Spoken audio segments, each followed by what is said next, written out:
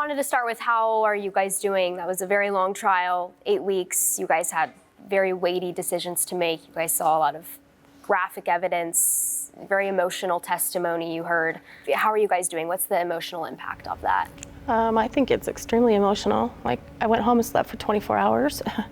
Every day was different. Some days were very emotional, and then some days not so much, but the last 4 days have been highly emotional. The last 4 days were highly emotional, at least for me.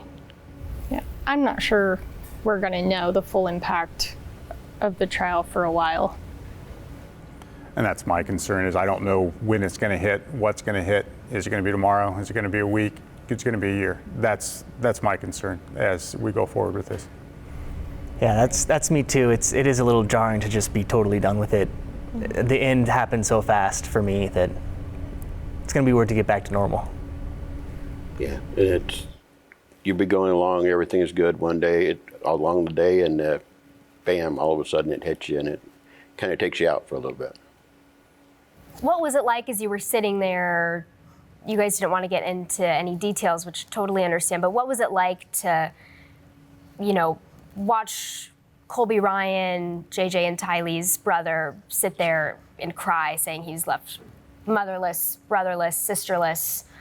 What was it like to hear some of just that devastating testimony and see some of those really, really graphic photos? It caught me by surprise as how much impact it had on me. There couldn't be a dry eye in the house when he talked, when all of Tammy's relatives talked, when Tylee's aunt talked. It all comes home with how many people and lives this affected. Of course, it took out 3 people that had their whole lives ahead of them, but in addition to that, all of their family and friends. It will affect forever. I think that was definitely the hardest day, right? No, Friday absolutely. was by far the hardest day. Yeah. It was very emotionally Definitely. draining, very. You just felt the emotions right there with them. You were feeling every single thing that they felt. And I like to think that I was prepared for the testimony, if you will, the evidence. I wasn't ready for the emotional side of it, though I knew it was coming. But when it happened, you mentioned Colby, it hit home and it hit hard. Let's kind of start from the beginning a little bit with the first verdict. What led you guys to decide that Chad was guilty? What were the deciding factors? I believe you guys deliberated for about 7 hours. I know most of you were deliberating jurors, one alternate here. So what was that like? The prosecution had an overwhelming amount of evidence. Sorry, Ray, go ahead. Go ahead. I was going to say, as Roy was mentioning, it was an overwhelming case. I think part of the length of the deliberation, not that there's a right amount or too long or too short, was the overwhelming case. But we wanted to make sure we were thorough, and was there something we were missing? And the group that was in there couldn't have asked for a better group, and we went through it. If someone had questions, we dove in, we found the answers, we found whatever supported where we were going, discussed, is there something that we didn't think of that would change our minds? So I'm very proud of the group that we had, that we did a thorough job and discussed everything. But as Roy mentioned, the prosecution put up a great case, and it made our decision, I don't want to say easy, but it pointed us in a direction pretty quickly. I would agree with that. The prosecution did a great job in covering all their bases and putting forth all the evidence. So it was understandable in our terms, so we could understand it. They did a great job. What I didn't realize, not being on a jury before, at least a jury like this one, that there is a set sequence that you have to go through to say if this is true and this is true and this has evidence, then at the end you really don't have another choice but to either be guilty or not guilty, depending on how you answered all of those specific questions matched to the evidence. I know as an alternate, and we had talked about it afterwards, there was complete support for the 12 that were deliberating. So if the deliberating jurors were different, it wouldn't have mattered. Wouldn't have mattered. Not at all. Yeah, it seemed to me that everybody was already on the same page, and again, as Steve said, we all just wanted to be very sure, because it's a big decision. It's very important to get it right. And unlike Lori's case, you guys had 2 very, very weighty decisions to make. You guys had to decide if the state proved aggravating factors like were the murders especially heinous, atrocious, cruel, that Chad showed an utter disregard for life? You guys said yes for all of the aggravating factors. What was it like making that decision? How hard was it to decide that he deserved death? That was probably the hardest part that we It went was through. very difficult, but the way that the statute reads is if there's not enough mitigating factors to override the aggregating factors, you must find the death sentence, the death penalty that's what comes in. You don't have a choice, and there's one mitigating factor that, if you had enough empathy, but there weren't enough mitigating factors to override all 8 of those aggravating factors, and I think we all felt the same way on that. We were surprised he didn't say anything at the end. Not that that would have changed our mind at all, but at least it would have been maybe eye-opening to say, okay, are there mitigating factors that should come into play? And no. It was quite surprising, I think, to all of us. Yeah. We were waiting to hear from him. Like, what you're saying. Yeah, with no attempt to even ask for consideration. Right. Yeah. Waiting to hear from Chad or waiting for the defense to put up experts? They could have called mental health experts. They Either could have one. called Chad's But family. Chad was the biggest deal. Both. It's like, why didn't he say something to plead for his life? Why didn't he show any remorse? Why, there were a lot of things that we felt that he could have done to possibly, put some mitigating factors in there. There just weren't enough mitigating factors given. He didn't struggle on Friday like we did. No, that was his family that were on the stand, the victim statements. I've been in court for the last 2 weeks. I saw Chad smile a couple of times, but for most of the entire time, he was very emotionless, barely showed anything on his face. And I noticed during both of the decisions being read that, especially during the death penalty one, that you guys in the jury box weren't really looking at him. Was that conscious? Were you guys looking at him? Were you not? Was it hard to look at him, considering all of the evidence that was presented in the case that the state put on? Personally, I didn't have a problem looking at him, and I wanted to see his reaction. But to your point, he was stoic throughout. He didn't show much emotion. You mentioned he laughed a couple of times. You may have witnessed the only times that he did. He was stone-faced most of the time, but no, I did attempt to make an eye contact. And part of that was a conscious decision because I looked at some of the people in the gallery, the family, the grandfather. Then I knew I would have lost it as well. Yes, it was hard to look at the gallery. That's what really got me. But Chad never even turned around once and acknowledged the jury. He stared at the judge the whole time. We never got a full face view of him ever during either sentencing. That's who I was watching, was him, for any reaction, any remorse, just anything, and nothing. Absolutely nothing. You guys made the decision that Chad deserves death based on Idaho law. So you guys were looking at everything that was presented to you and seeing, did it meet all of this criteria listed under Idaho code? It wasn't just you guys going in there and being like, hey, I think he gets this, I think he deserves this. You guys read through the law, you compared it. What is that like, sentencing somebody to death? I mean, that is just a huge decision to make. Does that weigh very heavily on you guys, or was it something, you guys sat through 8 weeks of a very, very hard trial? Was it something that, you came to the end and you were like, yes, it checks all the boxes? Whether they deserve it or not, it's not an easy thing to do. It was very emotional, still is very emotional. When I think about it, I'm sure all these guys feel the same. Knowing that you were one of 12, one of 18 that condemned somebody basically to death. That's a heavy burden to live with the rest of your entire life. How hard was it not to be able to talk to one another? You guys were told not to show any emotion while the trial was going on. You guys were basically just in it by yourselves for 8 weeks. What was that like? And then what was it like to finally be able to deliberate and be able to talk? It was really hard, I think, some days, especially when we call it the mic drop moments a couple times in the trial, when we wanted to go back in and go, did you see that? What does that mean? And I think we had about, 45 minutes to an hour. Once we got the case, we all sat down and said, okay, we're just going to be able just anybody say anything they want, ask any questions, talk, throw it out there. I think that was hugely important to be able just to lay it all in there before we started actually, going through line by line. I think one of the hardest things though is for the alternates is they didn't get that opportunity. They didn't get to immediately discuss it. So they had to hold all that in until it was completely over. That was a minute by minute. And only see the outcome. Yeah. Yeah. That 7-ish hours you refer to was, just take that by minutes. That was just torture. That you mentioned earlier, 18 people that know nobody in the room put together. The one thing we have in common, we can't talk about. That part was tough, especially in the beginning. As we got to know each other, you started learning about families, friends, whatnot, interests, hobbies. But that, for me at least, that first initial week is the only connection I have to these people is what I can't talk to them about. Right. Watching the same, Watching the same show channel, and you the can't same discuss show for however many weeks and don't talk about it. Yeah, it seemed like just about every time we went back into the jury room, it's just silent for a few minutes. Like the one thing on your mind, can't talk about it. Are you guys kind of bonded for life now? What is that like, going through that, and obviously an experience that just you guys have? I don't think there's any way that we can't be. Again, we had 18 great people.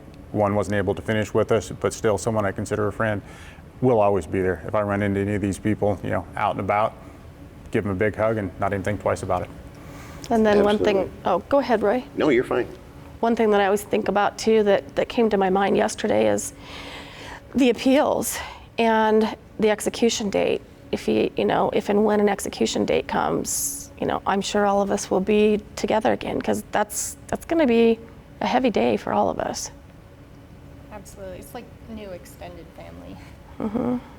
Obviously, we know he could just spend the rest of his life on death row. He could. Too, so not over yet. I wanted to backtrack a little bit. I was curious. On Friday, I was talking to people who were waiting in the hallway, and they were annoyed. That was the word that they used, that the decision was taking so long. They thought it would come a lot faster for the death penalty.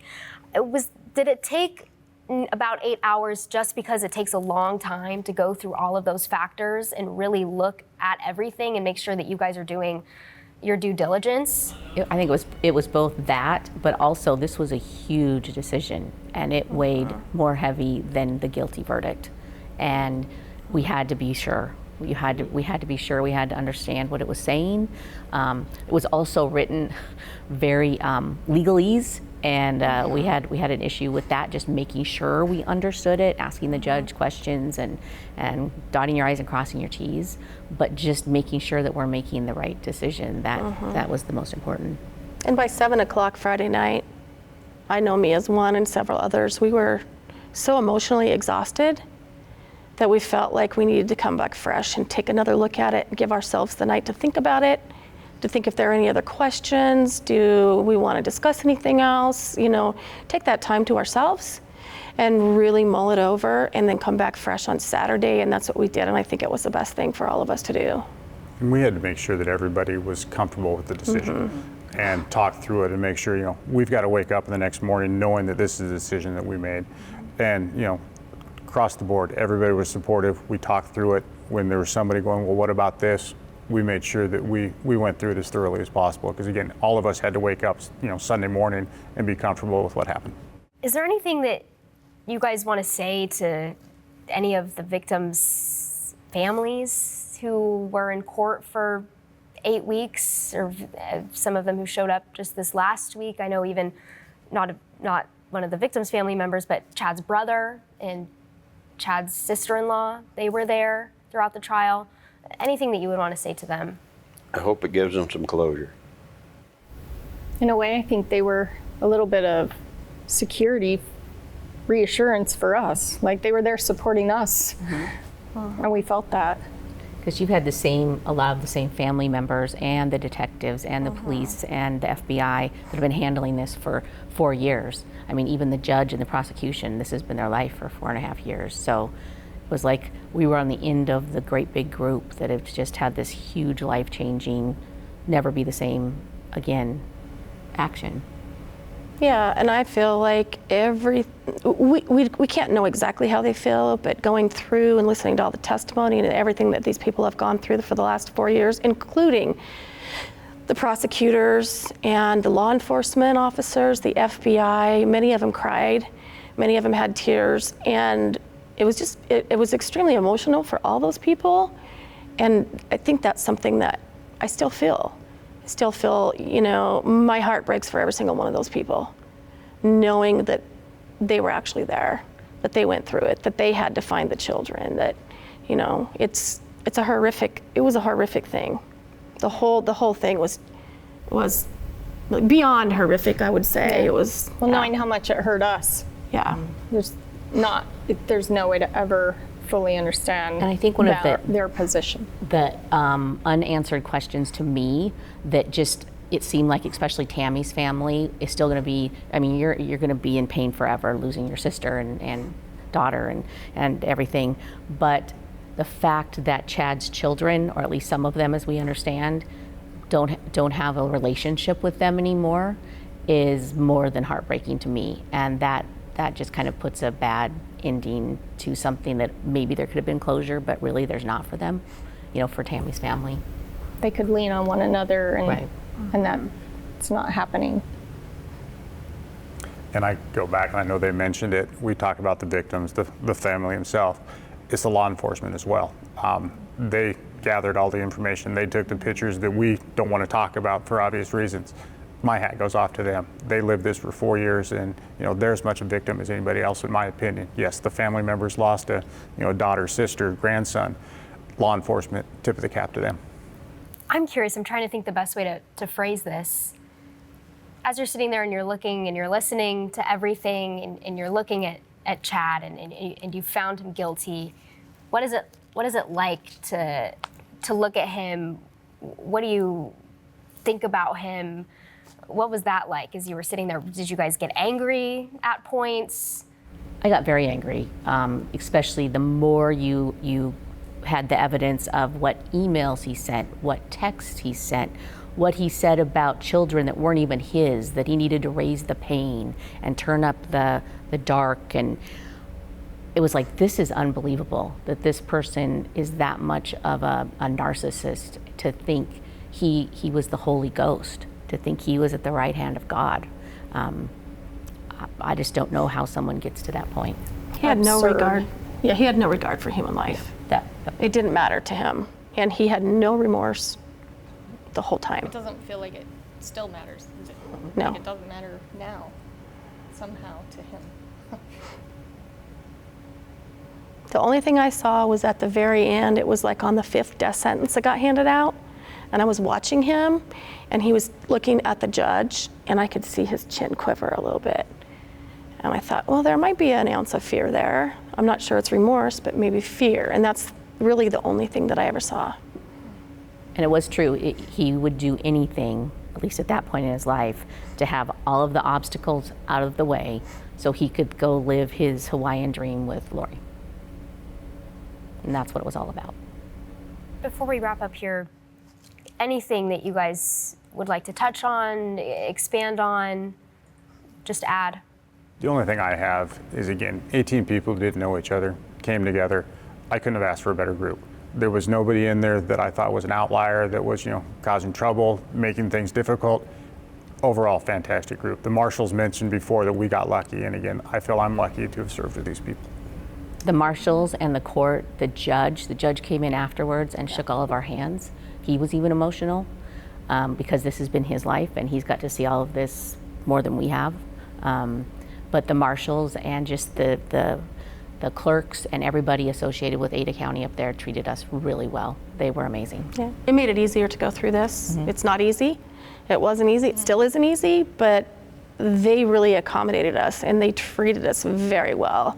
And like Steve said, the 18 of us, I don't think we could have asked for a better group of people. It made it. Not a single argument even. No, it made it much easier, well. right, to go through. And there were times we were just laughing hysterically over something. I mean, when we couldn't talk about Well, anything else, slap happy. we react like it's like we're punch drunk or something. Right. But it was kind of like surreal. Like we just had to go in there and talk, but then we can come out here and joke about, one of the deputies did something, or you know, a clerk did something. And One thing that we did all say is there are certain words in our vocabulary that will never mean the same to any of us either again. And Right. yeah, and that'll be forever. Okay. So just to clarify, the deliberation, you guys were all pretty much on the same page for both of them, correct? We were. The penalty phase and the sentencing phase and the guilty or not guilty verdict. You were. We had questions, but we just talked through it. Everything came out just fine. Okay. Any questions before we wrap up? I was thinking, is there one part of the trial that really stands out to you that's going to like linger in your life forever? April 11th of 2024, I will never forget.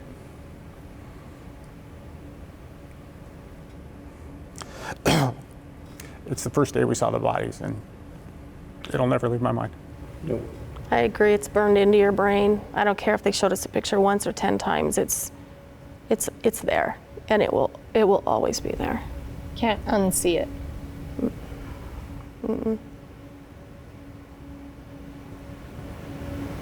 Yeah.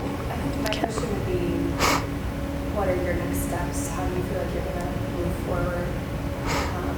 How are you supporting you? Well, the court system, they did hand out some paperwork for us to seek counseling, and it will be reimbursed. So that was very much appreciated. So I know that's one step that I personally, and I don't know about the rest of everybody, but personally, just to get it off my chest and talk to somebody who wasn't involved, I will definitely take that step. well, and just be thankful for what you have. You know, those little things in 100%. life that are annoyances mean nothing compared to what all of the families have gone through. Yeah. That's for sure.